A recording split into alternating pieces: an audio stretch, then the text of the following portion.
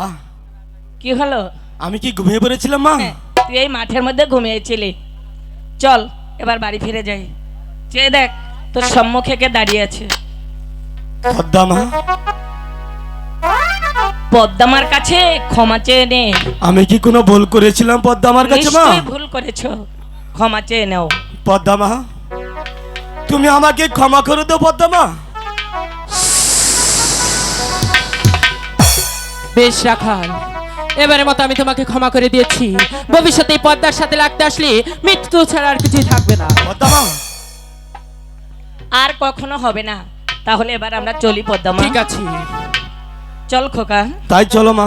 দাঁড়াও রাখালের মা, তুমি তোমার সন্তানকে ভালো পেয়ে চলে যাচ্ছ, তাই তো একটি কথা কান খুলে শুনে রেখো। প্রতি বছর শ্রাবণ মাসে এই পদ্মাকে একটি পুজো দিয়ে যাবে। তাই হবে। ঠিক আছে।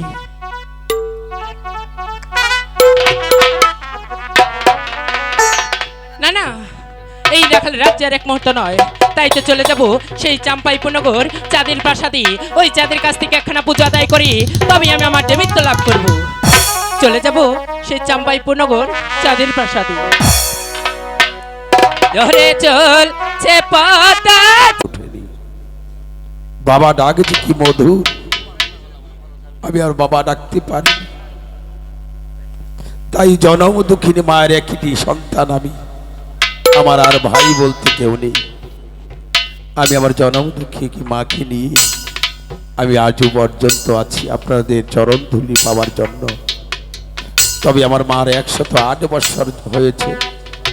আপনার আমার মার জন্য তো দোয়া করবেন। কবে যেন আমার মাকে হারিয়ে ফেলি। এই পৃথিবীতে আমার মতো আর কেউ নেই। আমি আজও পর্যন্ত যত জায়গায় যাই না কেন, আমি যতক্ষণ পর্যন্ত বাড়ি না ফিরি, আমার জনম দুঃখিনী মা আর সে ঘরে ঘুমায় না। দিন রাত শুধু বন্ধ দিকে চায়ে থাকি, তার বুকের মালিক কখন তার বুকে যাবে।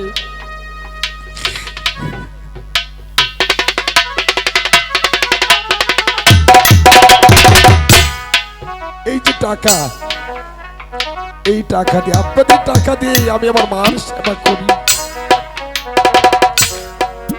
আমার মা আমাকে দেখে শুনে একটি বিবাহ করিয়েছে। সে মেয়েটি আমার মায়ের মতো করে গড়িয়ে তুলেছে। তবে বউর কথা কি প্রশংসা করব। আমি বলেছি, দেখো আমি জন্ম না নিলে তুমি আমার বাড়ি আসতে পারতে না। তুমি আমারই সেবা বাদ দিয়ে আমার মায়েরই সেবা করো।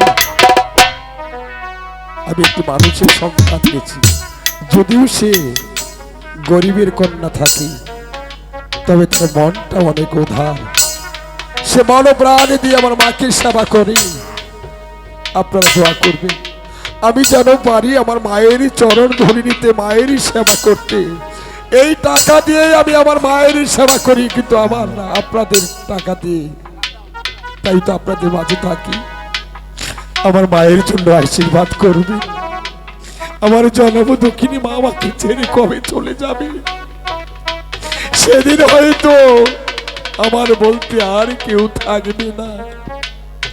আমার মার জন্য আশীর্বাদ করুন। ধন্যবাদ। আপনারা গান শুনুন। হ্যালো।